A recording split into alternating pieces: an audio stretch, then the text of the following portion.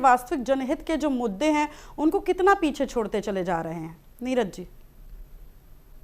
नहीं, निश्चित रूप से अनुपमा जी, चुनाव जब आता है, चाहे आप लोकसभा के चुनाव पे चले हम्म। जाइए, चाहे विधानसभा के चुनाव पे चले जाइए, हम्म। मटन मछली मंगलसूत्र और तमाम तरीके की बातें लोग करने लगते हैं। मुझे लगता है जो मूलभूत मुद्दे हैं उन पे चर्चा नहीं होती, उनकी बिल्कुल। बात नहीं होती।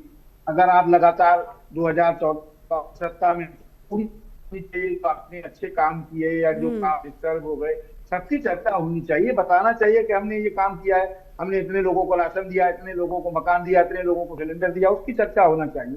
लेकिन वो नहीं होती है। ये हमारे देश के लिए सबसे दुर्भाग्य की बात है कि आप हम्म। कभी हिंदू, कभी मुसलमान, कभी किसी अन्य चीज को लेते और विवादित हम्म। बयान आते रहते हैं। एक बड़ी चीज इस चुनाव में जो देखने को मिली अनुपमा जी, जी। वो ये मिला कि पहला राज्य है जहां भारतीय जनता पार्टी कोई नैरेटिव सेट नहीं कर पाई जिसको लेके ज्यादा जद्दोजहद न करनी पड़े।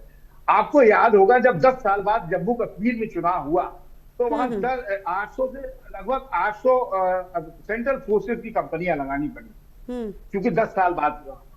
पश्चिम बंगाल देश का पहला राज्य है जहां हम्म। लगभग 2400 कंपनियां लगाई गई।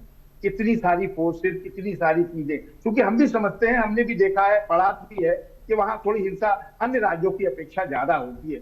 लेकिन इतनी बड़ी तादाद में लगाना, और एक बड़ी बात जो सब दिखाई दी, सड़क पे दिखाई दी कि बिहार के चुनाव पे हम चले तो वहां केवल विपक्ष के लोग, जो भारतीय जनता पार्टी की छोड़ दीजिए, कांग्रेस या अन्य राजनीतिक दलों के लोग वहां कह रहे थे कि ठीक। वोट काट दिए गए। हाँ हम हाँ। आम आदमी नहीं कहते, लेकिन 35 लाख लोगों ने न्यायालय में जाके कहा कि हमारा वोट काट दिया, हम हैं। उसके बावजूद भी वहां इस तरह की व्यवहार और इस तरह की बात हो रही है कि आम आदमी नहीं कह रहा। एक नैरेटिव सेट था कि ठीक। समाजवादी पार्टी और जेडीयू और तमाम चीजें, कांग्रेस ये कह रही है कि आम आदमी से कोई मतलब नहीं, राजनीतिक दल के। यहाँ तो 35 लाख लोगों ने कहा ना कि ट्रिब्यूनल में जाके कि हम हैं, हमारा वोट काट दिया गया, लेकिन फिर भी सुनवाई नहीं हुई।